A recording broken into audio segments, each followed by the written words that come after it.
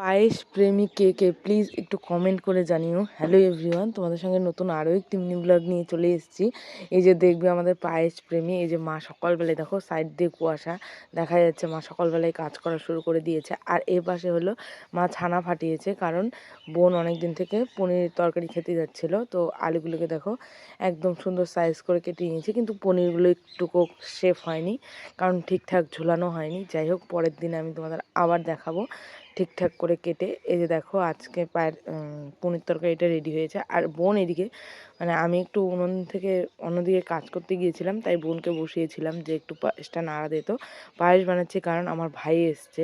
এত প্রায় পায়েস প্রেমী মানুষ, মানে কী হারে এই যে ভাইয়ের জন্য জলের মধ্যে দেখো ঠান্ডা হতে দিয়েছি। যদি আমার ভিডিও ভালো লেগে থাকে প্লিজ লাইক কমেন্ট শেয়ার এবং সাবস্ক্রাইব করতে ভুলো না।